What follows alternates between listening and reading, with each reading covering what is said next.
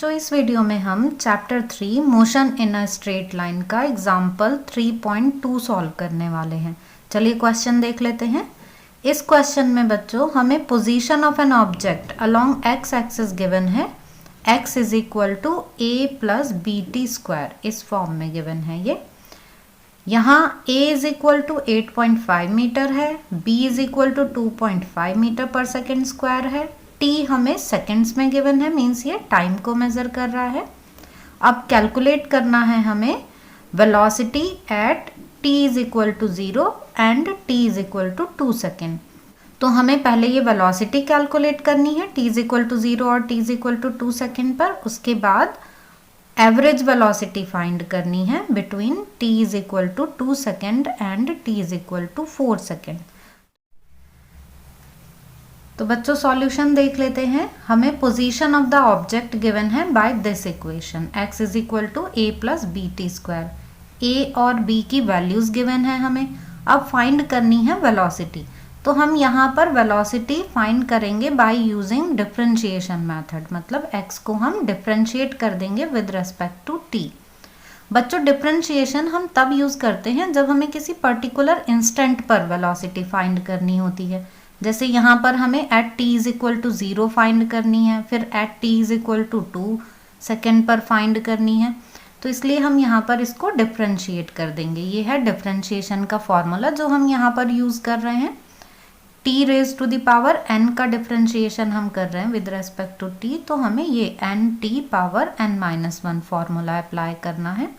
अब ये x की वैल्यू हमने रख दी a plus b t square और इसको डिफरेंशिएट करेंगे तो ये a जो है ये है कांस्टेंट। ये आप देख रहे हैं ना, एक फिक्स वैल्यू गिवन है हमें इसकी। कांस्टेंट का डिफरेंशिएशन होता है 0, तो a का डिफरेंशिएशन 0 आ जाएगा। यहाँ बी टी स्क्वायर के लिए हमने ये फॉर्मूला यूज कर लिया, तो टी स्क्वायर का डिफरेंशिएशन 2t आ जाएगा, b इसके साथ मल्टीप्लीकेशन में है। तो इस तरह से हमें v की वैल्यू 2bt मिल जाती है। तो हमें v की वैल्यू मिल गई 2bt। अब हम इससे t इज इक्वल टू 0 पर वेलोसिटी फाइंड कर लेंगे। तो हमने यहाँ पर t की वैल्यू 0 पुट कर दी, तो जब हम यहाँ t की वैल्यू 0 पुट करेंगे तो वेलोसिटी भी 0 मिल जाएगी हमें। तो एक आंसर मिल गया हमें, velocity at t is equal to 0। अब हमें वेलोसिटी फाइंड करनी है at t is equal to 2 seconds पर। तो अब हम इसी में ही यहाँ पर t को पुट कर देंगे 2। तो अब वेलोसिटी कितनी हो जाएगी 2b इंटू 2, 2b इंटू 2। तो यहाँ ये हमें मिल गई वेलोसिटी 4b और b की वैल्यू कितनी गिवन है हमें 2.5 मीटर पर सेकेंड स्क्वायर। तो यहाँ हमने ये b की वैल्यू पुट कर दी है। तो 4 की 2.5 से मल्टीप्लाई करेंगे तो हमें वेलोसिटी मिल जाएगी 10 मीटर पर सेकेंड। तो एक आंसर हमें ये मिल जाता है, velocity at t is equal to 2 second 10 metre per second है। अब इसका नेक्स्ट पार्ट देख लेते हैं। नेक्स्ट पार्ट में हमें फाइंड करनी है एवरेज वेलोसिटी, और एवरेज वेलोसिटी हमें फाइंड करनी है between t is equal to 2 second to t is equal to 4 second. तो t की हमें दो वैल्यूज गिवन है, तो पहले हम उन दोनों वैल्यूज पर देखेंगे डिस्प्लेसमेंट कितना हुआ, फिर हम फाइनल डिस्प्लेसमेंट जो है वो फाइंड कर लेंगे और फिर डिस्प्लेसमेंट अपॉन टाइम इंटरवल से एवरेज वेलोसिटी फाइंड कर लेंगे। तो हमें इक्वेशन ये गिवन है x is equal to a plus b t square. अब हम t is equal to 2 second पर देखेंगे कि डिस्प्लेसमेंट कितना हुआ है। तो हम t को पुट कर देंगे 2 सेकेंड और हम ये मान लेते हैं कि ये जो डिस्प्लेसमेंट है ये है x1। तो यहाँ पर हमने ये t को 1 रखा, तो हमें a प्लस 4b वैल्यू मिल गई है x1 की। अब हम t को रख देंगे 4 सेकेंड्स और फिर तब का डिस्प्लेसमेंट देख लेंगे कि t is equal to 4 second के लिए डिस्प्लेसमेंट कितना है। तो x2 की वैल्यू यहाँ हम t को 4 रख के तब कैलकुलेट कर देंगे, तो x2 हमें a प्लस 16 भी मिल जाता है। अब टोटल डिस्प्लेसमेंट कितना हुआ है, ये वैल्यू है t is equal to 4 second पर और ये वैल्यू है t is equal to 2 second पर। तो जो डिस्प्लेसमेंट 2 से 4 के बीच में हुआ वो कितना हुआ, x2 माइनस x1, और time interval t2 minus t1। यहाँ पर हमने वैल्यूज रख दी हैं, x2 की वैल्यू और ये x1 की वैल्यू। a और ये माइनस है तो a से a कैंसिल हो जाएगा, 16b -4b, तो ये आ जाएगा 12b, और यहाँ पर अपॉन 2, तो 2 से हमने डिवाइड कर दिया तो हमें एवरेज वेलोसिटी मिल गई है 6b। यहाँ पर हम b की वैल्यू पुट कर देंगे फिर से 2.5 मीटर पर सेकेंड स्क्वायर, जो वैल्यू हमें गिवन है, और जब हम 6 में 2.5 की मल्टीप्लाई करते हैं तो हमें मिल जाता है 15। तो जो एवरेज वेलोसिटी है वो कितनी मिल गई हमें, 15 मीटर पर सेकेंड। तो ये आंसर आ गया है एवरेज वेलोसिटी के लिए। आई होप बच्चों कि आपको ये क्वेश्चन समझ में आ गया होगा। एक बार हम इसको फिर से देख लेते हैं जल्दी से। हमें जब भी position of the object given होगी तो हम उससे वेलोसिटी फाइंड करने के लिए इसको with respect to time differentiate कर देंगे। तो इस तरह से हम इंस्टेंटेनियस वेलोसिटी के लिए एक वैल्यू फाइंड कर लेंगे। तो वो हमें यहाँ पर डिफरेंशिएशन के बाद v = 2bt मिल गई है। अब हम t की वैल्यू 0 रख के वेलोसिटी एट t = 0 फाइंड कर लेंगे। फिर हम t की वैल्यू 2 सेकेंड रखकर velocity at t = 2 second find कर लेंगे। अब हमें एवरेज वेलोसिटी फाइंड करनी है for t = 2 second to t = 4 second. तो हम इस ड्यूरेशन में कितना डिस्प्लेसमेंट हुआ है वो कैलकुलेट करेंगे। तो पहले देख लेंगे कि t = 2 पर वो कहाँ था, फिर देखेंगे कि t = 4 सेकेंड पे वो कहाँ था, और फिर हम इनका डिफरेंस ले लेंगे तो हमें 2 से लेकर 4 सेकेंड तक के लिए डिस्प्लेसमेंट मिल जाएगा x2 - x1, और ये है हमारा duration of time t2 - t1। इनकी वैल्यूज़ रख देंगे तो हमें 6b मिल जाएगी एवरेज वेलोसिटी की वैल्यू, और b की वैल्यू रख के हमें एवरेज वेलोसिटी का आंसर 15 मीटर पर सेकेंड मिल जाएगा। तो आपको ये समझ में आ गया होगा। फिर भी आपके कोई डाउट्स हों तो आप कमेंट सेक्शन में पूछ सकते हैं। बच्चों अब हम एग्जाम्पल 3.4 देख लेते हैं। एग्जाम्पल 3.3 उसको हम अलग से एक वीडियो में समझेंगे। तो अभी हम देख लेते हैं example 3.4। A ball is thrown vertically upward with a velocity of 20 metre per second from the top of the multi storey building. एक बिल्डिंग के टॉप से एक बॉल को initial velocity 20 metre per second से फेंका जाता है ऊपर की तरफ। The height of the point from where the ball is thrown is 25 metre from the ground। जो बिल्डिंग की हाइट है वो हमें 25 मीटर गिवन है। अब हमें कैलकुलेट करना है ए पार्ट में how high will the ball rise, ball कितनी हाइट तक जाएगी, ये फर्स्ट पार्ट है। सेकेंड पार्ट बी पार्ट में हमें कैलकुलेट करना है how long will it be before the ball hits the ground, ground को हिट करने में बॉल कितना टाइम लेगी। सेकेंड पार्ट में हमें ये कैलकुलेट करना है। गिवन है हमें g = 10 metre per second square, हमें g की वैल्यू गिवन है। तो चलिए अब इसका सॉल्यूशन देख लेते हैं। हम क्वेश्चन को पहले इस डायग्राम से थोड़ा अच्छे से समझ लेते हैं। ये है O से A तक एक ये बिल्डिंग है, मल्टी स्टोरी बिल्डिंग जो गिवन है, और इस बिल्डिंग के टॉप से ए से एक बॉल को वर्टिकली अपवर्ड डायरेक्शन में थ्रो किया जाता है। इस तरह से बॉल वर्टिकली अपवर्ड डायरेक्शन में जाती है। एक मोमेंट के लिए वो यहाँ पर रुकती है हाईएस्ट पॉइंट पर जाकर अपनी मैक्सिमम हाइट पर, और उसके बाद फिर ड्यू टू ग्रेविटी वो नीचे आने लगती है ग्राउंड की तरफ। तो फिर वो बी से सी यहाँ ग्राउंड को हिट कर देती है। ये है बॉल का मोशन इस तरीके से।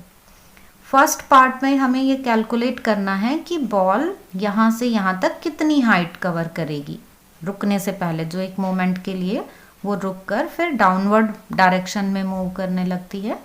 तो यहाँ से यहाँ तक कितनी हाइट वो कवर करेगी ये फाइंड करना है हमें फर्स्ट पार्ट में। हमें ये गिवन है कि बिल्डिंग की हाइट है 25 मीटर। तो चलिए देख लेते हैं हम ए पार्ट। यहाँ हमने थर्ड इक्वेशन यूज़ की है v² = u² + 2gh, और हमने बोला है मैक्सिमम हाइट पर जाकर वो एक मोमेंट के लिए रुकेगी, मतलब फाइनल वेलोसिटी उसकी 0 हो जाएगी। तो v की वैल्यू हमने 0 रख दी, u हमें गिवन है 20 मीटर पर सेकेंड, और यहाँ पर डी एक्सेलरेशन है, जो वेलोसिटी है वो डिक्रीज हो रही है, इसलिए हम इसको g को नेगेटिव रख देंगे। तो ये सारी वैल्यूज़ इस इक्वेशन में हम रख देते हैं, और फिर -2gh को हम दूसरी साइड ले जाते हैं तो +2gh हो जाता है। वहाँ से h की वैल्यू हम कैलकुलेट कर लेते हैं। u² 20 का स्क्वायर है, इसको हमने 20 × 20 लिख दिया है, और ये अपॉन में 20 आ गया है। तो 20 से 20 कैंसिल, तो h is equal to 20 metre मिल जाता है। ये फर्स्ट पार्ट का आंसर मिल गया हमें कि जो बॉल है वो बिल्डिंग के टॉप से 20 मीटर तक जाएगी हाइट पर, उसके बाद वापस गिरना शुरू कर देगी। अब देखते हैं बी पार्ट। बी पार्ट के लिए हमें पूछा है कि टाइम कितना लगेगा। जब बॉल को थ्रो किया जा रहा है तो यहाँ से यहाँ तक जाना और फिर यहाँ तक ग्राउंड तक आना, तो इस पूरी मोशन में उसको कितना टाइम लगेगा ये हमें कैलकुलेट करना है। तो बच्चों ये टाइम कैलकुलेट करने के हमारे पास 2 मेथड्स हैं, तो हम अभी एक मेथड देख लेते हैं। हम ये मान के चल रहे हैं कि बॉल का मोशन यहाँ से स्टार्ट हो रहा है, ये है t इज इक्वल टू 0, और यहाँ से जाना और फिर वापस यहीं तक आना, इतने में डिस्प्लेसमेंट हो गया 0। तो हम कोऑर्डिनेट सिस्टम से ये मान के चलते हैं कि जो डिस्प्लेसमेंट हुआ वो कितना हुआ उस पूरी मोशन में, ये तो 0 हो गया। तो जो डिस्प्लेसमेंट हुआ वो A से C इतना डिस्प्लेसमेंट हुआ, और इनिशियल वेलोसिटी की जो डायरेक्शन है वो है वर्टिकली अपवर्ड, और जो डिस्प्लेसमेंट की डायरेक्शन है वो है वर्टिकली डाउनवर्ड। तो ये दोनों एक दूसरे से अपोजिट डायरेक्शन में हैं। अब हम यहाँ पर इक्वेशन अप्लाई कर देते हैं, second equation s is equal to u t plus half g t square. अब ये जो डिस्प्लेसमेंट है बच्चों इसको हम रख लेते हैं -25। क्यों माइनस साइन यूज़ कर रहे हैं हम यहाँ पर, क्योंकि अभी हमने बात की कि इनिशियल वेलोसिटी और डिस्प्लेसमेंट दोनों अपोजिट डायरेक्शन में हैं, इसलिए हम इसको नेगेटिव साइन के साथ लेंगे। तो डिस्प्लेसमेंट को हमने माइनस में ले लिया, और बाकी वैल्यूज़ u की वैल्यू हमें ये 20 गिवन ही है वो पुट कर दी हमने, g की वैल्यू हमको ये -g ये गिवन है कि हम कहें कि वेलोसिटी के रेस्पेक्ट में ये भी अपोजिट डायरेक्शन में है, इसलिए हमने इसको भी नेगेटिव ले लिया है। तो -10 रख दिया है। तो इस तरह से मल्टीप्लाई करके हमें ये इक्वेशन मिल जाती है, और इस इक्वेशन को हम 5 से डिवाइड कर लेते हैं थोड़ा और सिंप्लीफाई करने के लिए। तो हमें ये इक्वेशन मिल जाती है। जब हम इनके फैक्टर्स करते हैं तो t की हमें 2 वैल्यूज़ मिलती हैं, एक तो t is equal to 5 second और दूसरी मिलती है t इज इक्वल टू -1। अब टाइम को हम नेगेटिव में तो नहीं ले सकते, इसलिए हम इस वैल्यू को ड्रॉप कर देंगे, हम लेंगे t is equal to 5 second, तो हमें टोटल टाइम 5 सेकेंड का मिल जाएगा। तो ये तो था बच्चों एक मेथड जो आपके लिए ज़्यादा सूटेबल है, इसी से ही आप प्रैक्टिस करें। और मैं आपको दूसरा मेथड और बता देती हूँ। अब दूसरा मेथड और देख लेते हैं। दूसरे मेथड के लिए हम क्या करेंगे, हमें यहाँ से यहाँ तक की जो डिस्टेंस है वो तो पता चली गई है, हमें फाइनल वेलोसिटी भी पता है, हमें इनिशियल वेलोसिटी भी पता है, तो हम यहाँ से यहाँ तक के लिए टाइम फाइंड कर लेंगे। फर्स्ट इक्वेशन से भी हम टाइम फाइंड कर लेंगे, v is equal to u plus a t, इस फॉर्मूले को अप्लाई करके हमें ये इस पोर्शन के लिए टाइम मिल जाएगा, मीन्स हमें t1 की वैल्यू मिल जाएगी। उसके बाद हम b से c तक के लिए टाइम फाइंड कर लेंगे। b से c तक के लिए टाइम फाइंड करने के लिए अब हम यहाँ पर इसको मानेंगे कि ये फ्री फॉल में है, क्योंकि एक मोमेंट के लिए ये रुक गई थी ना बॉल, उसके बाद गिरना शुरू हुई। तो स्टार्टिंग में ये फ्री फॉल में है, मीन्स u की वैल्यू 0 है, इसकी जो इनिशियल वेलोसिटी है वो 0 है, तो u की वैल्यू 0 है।